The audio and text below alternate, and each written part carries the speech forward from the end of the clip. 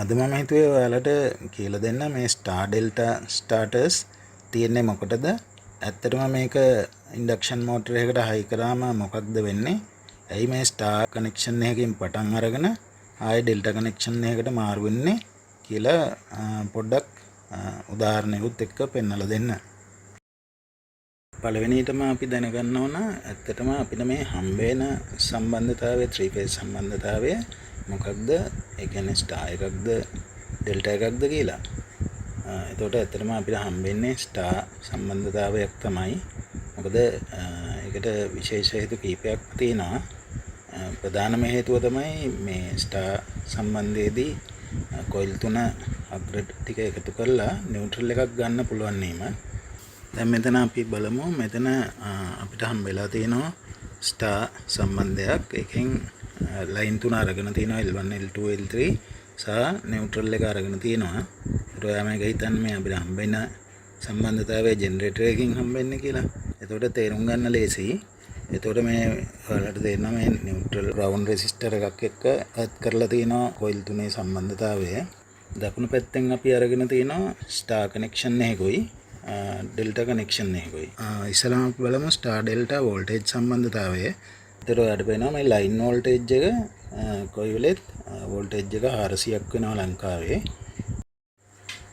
දැන් මේ දකුණු පැත්තේ පෙන්නලා තියෙන ඩෙල්ටා කනෙක්ෂන් එකේදී ඔයාලට පේනවා මම දැන් කොයිල් දෙකක් නැතුව කොයිල් එකක් විතරක් අරගෙන තියෙන්නේ. මොකද මේ ෆේස් දෙකක් විතරක් අරගෙන පෙන්වන්න ගියාම ලේසි. දැන් ඔයාලට පේනවා මේ කළු තිත් දෙක අතරේ එක කොයිල් එකයි තියෙන්නේ මේ ඩෙල්ටා සම්බන්ධ කරාම. එතකොට හැබැයි මේකේ මොකද වෙලා තියෙන්නේ මේකේ රතුයි නිලුයි ඒ සම්බන්ධතාවය පෙන්වලා තියෙන්නේ. එතකොට මේ දෙක අතරේ වෝල්ටේජ් එක අපි චෙක් කරොත් අර ලයින් වෝල්ටේජ් එක 400 කියන එකම තියෙන්න ඕන. මොකද ඔයාලට පේනවා මෙතන මේ මම දුමුරු පාටින් අරගෙන තියෙනවා. ඒ කළු තිත් දෙක අතර මැද එක කොයිල් එකයි තියෙන්නේ. ඒ කොයිල් එක හරහා මේ වෝල්ටේජ් එක ඩ්‍රොප් වෙන්න ඕන. එතකොට අපිට ඒකෙන් කියන්න පුළුවන් මේ ඩෙල්ටා කනෙක්ෂන් එකේදී කොයිල් වෝල්ටේජ් එකත් 400යි ලයින් වෝල්ටේජ් එකත් 400යි. එතකොට අනිත් කොයිල් ගැනත් එහෙම වෙන වෙනම ෆේස් දෙක හිතුවොත් ඔයාලට තේරෙනවා ඇති මේ හැම කොයිල් එකක් හරහාම බැස්ම වෝල්ටේජ් එක 400යි. ස්ටාර් සම්බන්ධතාවයේ විදිය තමයි මේ වම් පැත්තෙන් අපි බලා ගන්න යන්නේ. ඒ වම් පැත්තේ ස්ටාර් කනෙක්ෂන් එකේ එතකොට ඒ කළු තිත් දෙක අතරේ තියෙනවා කොයිල් දෙකක්. එතකොට මේ රතු විනුලි ෆේස් දෙක අතරේ කොයිල් දෙකක් සම්බන්ධ වෙලා තියෙනවා ස්ටාර් කනෙක්ෂන් එකේදී. එතකොට ඔයාලට පේනවා ඇති එතකොට මේ කොයිල් දෙක හරහාම මේ වෝල්ටේජ් බැස්ම තියෙන්න ඕන. එතකොට මේ ලයින් දෙක අතරේ වෝල්ටේජ් එක අනිවාර්යෙන් 400යි. එතකොට ඒ 400 කොයිල් දෙකකින් ඩ්‍රොප් වෙලා තමයි එන්නේ.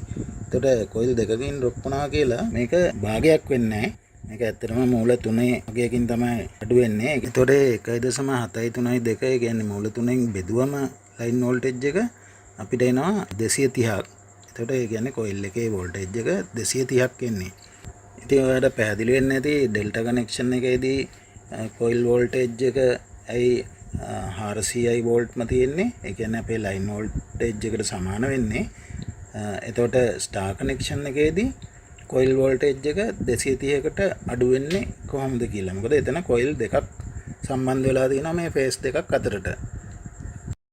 දැන් ඔයාලට පේනවා ඇති මම මේ යටින් ලියලා තියෙනවා කොයිල් වෝල්ටේජ් එක සමාන වෙනවා ලයින් වෝල්ටේජ් එක බෙදන්න ඕන මූල 3න්. එතකොට සමානයි 230යි වෝල්ට්. මූල 3 කියන්නේ හැමතිස්සම 1.7යි 3යි 2යි ඒක මතක තියාගන්න. එතකොට මම මෙතන යටින් ලියලා තියෙනවා දැන් ඔන්න බලා ගන්න පුළුවන් ඩෙල්ටා කනෙක්ෂන් එකේදී කොයිල් වෝල්ටේජ් එක සමාන වෙනවා ලයින් වෝල්ටේජ් එකට. ඒ කියන්නේ ලංකාවේදී 400යි වෝල්ට්. දැන් අපි පොඩ්ඩක් මේ ඉන්ඩක්ෂන් මෝටර එක ගැන බලමු. එතකොට මේකේ පෙන්නලා තියෙනවා මේකේ මැද්ද උතුරු දකුණ මාක් කරලා තියෙන චුම්බකයක්. දැන් ඔයාලට පේනවා මේකේ මේ මෝටර එකේ වයින්ඩින් සෙට් 3ක් හයි කරන්න පුළුවන් විදිහට තමයි අපි මේක හයි කරලා තියෙන්නේ. එතකොට මේකේ එක වයින්ඩින් සෙට් එකක් මම දැන් පෙන්නලා තියෙනවාට මම වෙනම වම් පැත්තේ පෙන්නලා තියෙනවා කොයිල් 3 ස්ටාර් කනෙක්ෂන් එකේ. එතකොට මේ චුම්බකය කරකවද්දි මොකද වෙන්නේ? මේ කොයිල් සෙට් එක හරහා ඇති වෙනවා ධාරාවක්. එතකොට ඒක තමයි ඇත්තටම අපි ජෙනරේටර් එකකින් වෙන්නේ. දැන් මෙතන අපි මෝටර එකක් හින්දා මේකේ අපි ධාරාවක් ලබා දෙනවා මේ කොයිල් එකට. එතකොට මොකද වෙන්නේ? ධාරාව නිසා චුම්බක ක්ෂේත්‍රයක් ඇති වෙනවා මැද්දේ. ඒතර ඒ අනුව තමයි මෝටර එක කරකැවෙන්න ගන්නෙ. දැන් ඔයාලට පේනවා මේක කරකැවෙනවා අපි ඒ ධාරාවක් දුන්නාම. ඒතකොට වඩාත් පැහැදිලි වෙන්න මම මේකේ මේ ඔයාලට පේනවා ඇඳි මෙතන වෝල්ටේජ් තරංගය ගමන් කරන ආකාරය පෙන්වන්න මම මේ ඇඳලා තියෙන්නේ ලේසි වෙන්න. එතකොට මේ අංශක බිඳුවේ ඉඳලා අංශක 360ට වෙනකන් මේ චුම්බක ක්ෂේත්‍රය කරකැවෙද්දී ඔයාලට පේනවා මේ වෝල්ටේජ් එක බිඳුවේ ඉඳලා උපරමයට ගිහිල්ලා 90 දී ආයේ 180ට එද්දි බිඳුවට ඇවිල්ලා 270 දී අවමයට ගිහිල්ලා ආයේ 360 දී බිඳුව එනවා. ෆේස් තුනක් තියෙනවා නම් මොකද වෙන්නේ? මේකේ ඔයාලට පේනවා ඇති මේ රතු පාට තරංගය බිඳුවෙන් පටන් අරගෙන අංශක 120ක් ගියාට පස්සේ තමයි නිල් පාට ෆේස් එක පටන් ගන්න බිඳුවෙන්. ඒතර එතන ඉඳලා තව අංශක 120ක් ගියාම තමයි අනිත් කහ පාටෙන් ඇඳලා තියෙන ෆේස් එක බිඳුවෙන් පටන් ගන්න. ඒතර මේ ඔක්කොම අංශක 360කදී තමන්ගේ ඒ එක සයින් වේව් එකක් ඉවර කරනවා. එක තරංග ආයමයක්. ඒ විදිහට මේ තරංග තුන එක දිගට මේ විදිහට අංශක 120ක් දුරස් වෙවි වෝල්ටේජ් තරංග තුන ගමන් කරනවා. ඒකින්ද තමයි අර අපිට අර මූල තුනේ අගෙන් වැඩි කරලා හෝ බෙදලා ගන්න වෙන හේතුව. දැන් අපි ආපහු යමු මේ ස්ටාර් ඩෙල්ටා වල ධාරා සම්බන්ධතාවය බලන්න කරන්ට් සම්බන්ධය. දැන් මේකෙදිත් මම පෙන්වන්න යන්නේ රතු පාටයි නිල් පාටයි පෙන්වලා තියෙන ෆේස් දෙක අතරින් තමයි මේක පැහැදිලි කරන්න යන්නේ. එතකොට ඔයා දැන් දකිනවා රතු පාට ෆේස් එක හරහා ආපු ධාරාව ස්ටාර් කනෙක්ෂන් එකේදී මේ කොයිල් දෙකක් හරහා ගිහිල්ලා මේ කහ පාටෙන් පෙන්වලා තියෙන්නේ මෝටර එක ඇතුලේ කොයිල් තියෙන හැටි. කහ පාට කොයිල් දෙක අතරින් ගිහිල්ලා තමයි ආපහු නිල් පාට ෆේස් එකට එන්නේ. එතකොට මම සුදු පාටෙන් පෙන්වලා තියෙන්නේ මෝටර එකට පිටින් තියෙන වයර්. එතකොට මේක ප්‍රත්‍යාවර්ත ධාරාවක් නේ. මේක දෙපැත්තට ගමන් කරනවා. එයාට ඊට පස්සේ පේනවා ඇති මෙතන නිල් පාට වයර් එකේ ඉඳලා රතු පාට එකට යද්දිත් අර කොයිල් දෙක හරහා ගමන් කරලා තමයි ආපහු යන්නේ. ඔයාලට තේරුම් ගන්න පුළුවන් ලයින් එක හරහා එන කරන්ට් එකම යනවා කොයිල් එක හරහා. ඒකින්ද මේ ලයින් කරන්ට් එකයි මේ කොයිල් එක හරහා යන කරන්ට් එකයි සමාන වෙනවා කියලා. දැන් මම මෙතන මේ යටින් ලිව්වා ස්ටාර් කනෙක්ෂන් එකේ ලයින් කරන්ට් එක එතකොට සමාන වෙනවා කොයිල් කරන්ට් එකට. ඒකම මේ අපි දැන් මේකට ඕම්ස් නියමය දාලා අපි කරන්ට් එක පොඩ්ඩක් සාමාන්‍යයක් හොයලා බලමු. දැන් ඔයා හිතන්න මේ කොයිල් තුනම මෝටර එකේ යොදලා තියෙන කොයිල් තුනේම එක කොයිල් එකක රෙසිස්ටන්ස් එකක් තියෙනවා කියලා ප්‍රතිරෝධයක් ඕම්ස් 25ක. එතකොට මේ කොයිල් තුනේ 25 තියෙනවා.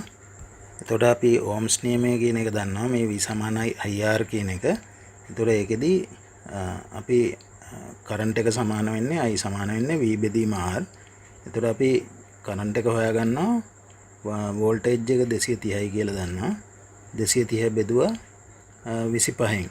එතකොට එනවා කරන්ට් එක ඇම්පියර් 9.2ක් එනවා. දැන් අපි ඩෙල්ටා කනෙක්ෂන් එකේ ධාරාව ලබා ගන්න බලමු. බලන්න මේ රතු පාට ෆේස් එකයි නිල් පාට ෆේස් එකයි මමයි මෙතන ගත්තේ. දැන් ඔයාලට පේනවා ඇති මේ රතු පාට ෆේස් එක දිගේ ආපු කරන්ට් එක මෝටර එක ඇතුලේ කොයිල් දෙකකට යනවා. මොකද ඩෙල්ටා කනෙක්ෂන් එකේදී දෙපැත්තකට ගිහිල්ලා ආපහු ඇවිල්ලා තමයි එකතු වෙලා ආයේ සුදු පාටෙන් පෙන්වලා තියෙන මෝටර එකෙන් පිටත වයර් එක ඊට පස්සේ නිල් පාට ෆේස් එකට යනවා. එතකොට මෙතනදි මොකද වෙන්නේ මේ ධාරාව ආවට පස්සේ දෙකට බෙදිලා ගිහිල්ලා තමයි ආපහු මෝටර එක ඇතුළේදී ආයේ එකතු වෙලා තමයි එළියට එන්නේ. දැන් මේක අනිත් පැත්තට යද්දිත් ඔයාලට පේනවා ඇති නිල් පාට ෆේස් එක දිගේ එන කරන්ට් එක මම සුදු පාටෙන් පෙන්වලා තියෙන්නේ.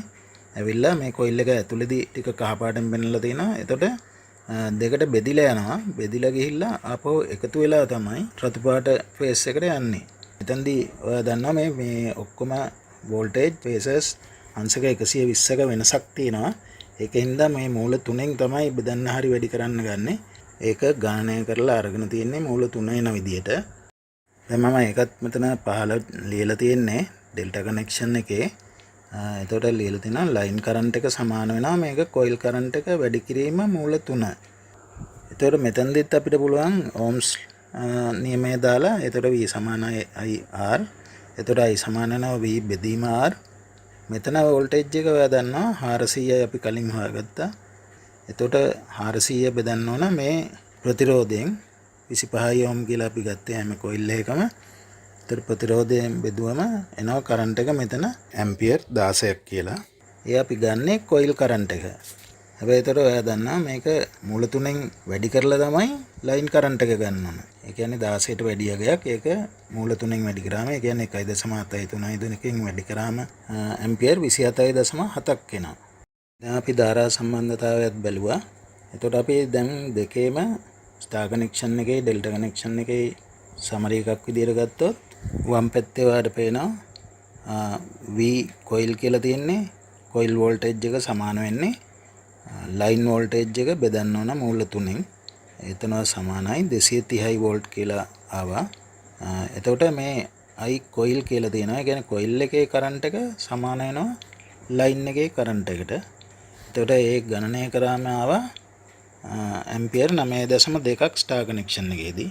එතකොට ඔයාලට මේ දකුණු පැත්තේ පේනවා ඩෙල්ටා කනෙක්ෂන් එකේ සංක්ෂිප්තය. ඒ කියන්නේ සමරි එක වගේ දැම්මා V line ඒ කියන්නේ ලයින් වෝල්ටේජ් එක සමාන වෙනවා කොයිල් වෝල්ටේජ් එකට. මොකද දෙකම 400 වෝල්ට්. එතකොට අපි කරන්ට් එක හොයාගත්ත කලින් 16 ඇම්පියර් කියලා ආවා කොයිල් කරන්ට් එක. එතකොට ලයින් කරන්ට් එක වෙන්නේ 16 ඇම්පියරොත් මූල තුනෙන් වැඩි කරලා ඒ කියන්නේ 1.732කින් වැඩි කරලා තමයි ඇම්පියර් 27.7ක් තමයි ලයින් කරන්ට් එක වෙන්නේ ඩෙල්ටා කනෙක්ෂන් එකේදී. එතකොට මේ ඉන්ඩක්ෂන් මෝටර වල ලෝඩ් එකක් ගන්න ඕන හින්දා ලොකු ටෝක් එකක් ගන්න ඕන වෙන අවස්ථාවේදී වෝල්ටේජ් එකත් එක්ක සම්බන්ධයි මේ ටෝක් එක. වෝල්ටේජ් එක වැඩි වෙනකොට තමයි ටෝක් එක වැඩි වෙන්නේ.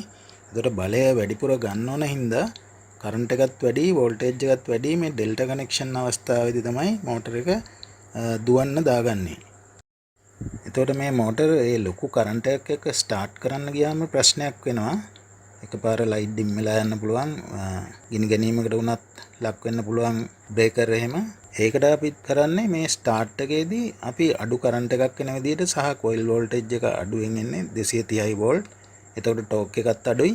එතකොට අපි ස්ටාර්ට් එකේදී විතරක් පොඩි වෙලාවකට ස්ටාර් කනෙක්ෂන් එක දාගන්නවා. එතකොට මේක මේ ටයිමර් එකකින් තමයි මාරු වෙන්න දාන්නේ. ඊට පස්සේ හරි ලෝඩ් එකට එනකොට පොඩි වෙලාවකින් ඩෙල්ටා කනෙක්ෂන් එකට මාරු වෙන්න තමයි මේ ස්ටාර් ඩෙල්ටා කනෙක්ෂන් එක තියෙන්නේ. ඉතින් මම හිතනවා ඔයාලට මේ ස්ටාර් ඩෙල්ටා කනෙක්ෂන් එකක් දාන්නේයි 3 ෆේස් මෝටර වලට කියලා ඔයාලට මේකෙන් තේරුමක් එන්නේ නැති. වීඩියෝ එක හොඳයි කියලා හිතනවා නම් channel එක subscribe කරලා කාට හරි තව ඉගෙන ගන්න ෂෙයා කරන්න. බොහොම ස්තුතියි.